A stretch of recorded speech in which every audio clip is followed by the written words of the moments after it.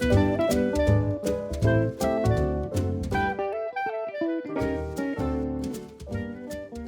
and welcome to Rare Book Chat. This is our first episode chatting about rare books and letters and documents and archives and manuscripts and photographs and all that kind of stuff.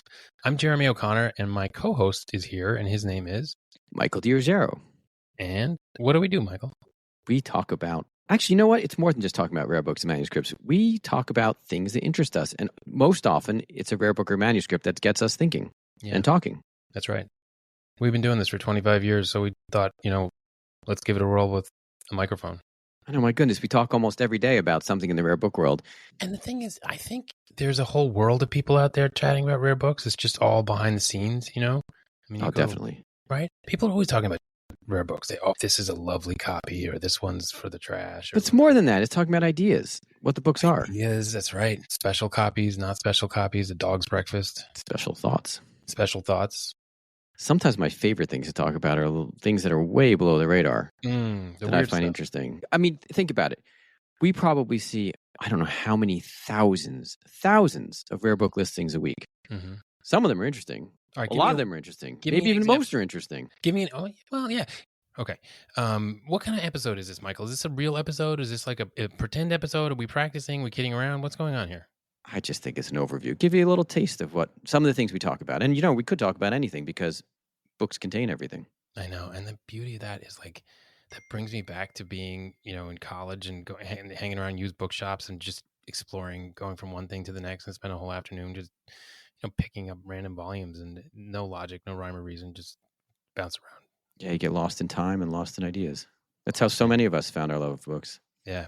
Give me an example of something that's off the beaten track that you like. All right, I saw this week in a catalog from the book dealer Quaritch, famous book dealer, a book called, I forgot the title actually, but the problem that was addressed in the book was the traveling salesman problem. Boy, did that lead me down a rabbit hole. But it was fascinating. And it was a book that was not very expensive. It was just in a listing. And you see the title is intriguing. And you go, I want to look into that a little more. So, so this is our first episode. We're just kind of introducing the idea and introducing ourselves. And you can learn more about us on the website, which is rarebookchat.com. I saw a letter that I can't get out of my mind.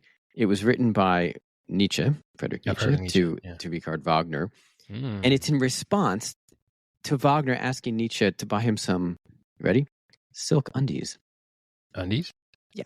But not only that, so he asks him to buy silk undies, and this gives Nietzsche's like, yeah, I'll do that. My pleasure. It's an honor. And then he goes off about how miserable he is, all his aches and pains, his suicidal thoughts, this and that. And you can see Wagner being like, I just wish he'd bring the undies. Yeah, I want the undies. Really? But there's so much more in that letter to talk about. I really been thinking about it. I've been walking around thinking about it. We got to talk about that.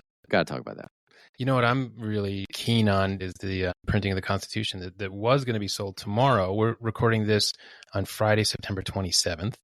There was an auction scheduled for tomorrow, the 28th, at Brunk Auctions in North Carolina. And then now it's been rescheduled for next Friday. October 4th is an extremely rare printing of the Constitution that in the description, if you read it carefully, there's a suggestion that perhaps that this is the first official printing of the Constitution, which that's a bold claim. Bold claim. But if you read it carefully, it's not crazy. What else have you seen? I got fascinated by this letter coming up at Fleischer's auctions. It's written by a Union soldier who was the letter's written like 4 days, I think, after the Battle of Gettysburg. And he describes in really gruesome detail walking through the battlefield as an eyewitness account. It's incredible. He's walking over bodies. He's hearing moans, knowing he can't do anything to help him. But the really interesting part of the letter, I thought, is at the end, he talks about how exciting it was. It's fascinating. We got to delve into that one a bit. I want to read that letter and let's discuss that. That is the kind of thing that needs to be discussed. I just saw that there was some extraordinary results at Heritage for Civil War letters. Now that you mentioned that, I'm just kind of off the top of my head, but one lot was a collection of, I think it was 300 letters from a soldier dating from 1862 through 1865. Those are big years. Yeah. Estimate was I think around 10,000, maybe 9 to 14,000 range. Sold for $93,000. And you said 300 letters? 300 letters from him, and then 200 family letters. I think letters that he had received. I love stuff like this because you can read about history and then you can read somebody's authentic, actual response without being filtered through somebody else's interpretation. Yeah. Whenever I'm seeing letters like that, I'm like, look, this really happened. Yeah. No spin, no anything. This is the beauty of the primary documents. You're seeing it in front of you. And you're just like, first, how did this survive? Always comes. I'm never tired of thinking that when I see something like that. How did this survive? Yeah.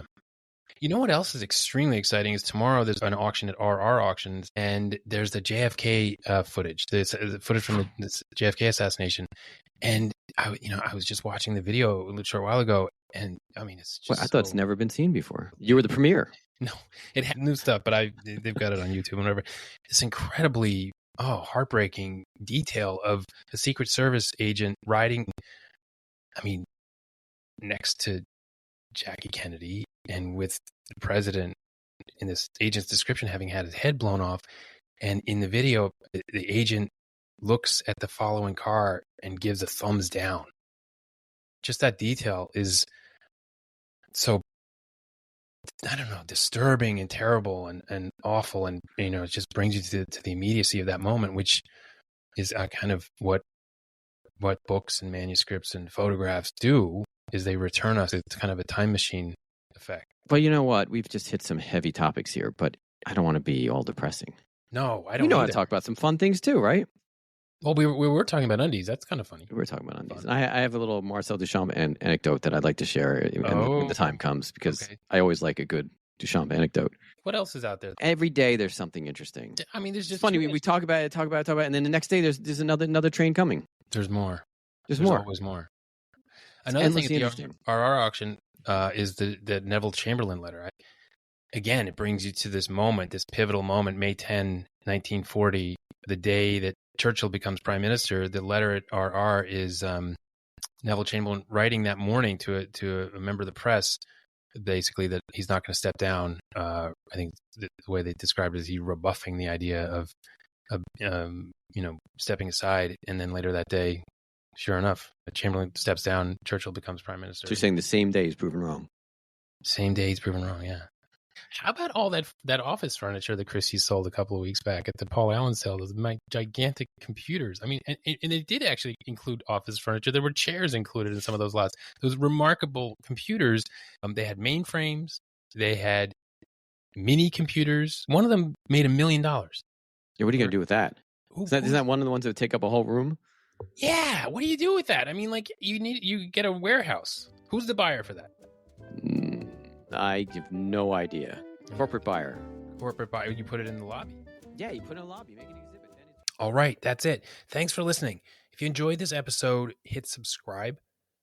Find us on social media for information about upcoming episodes. And until next time, so long.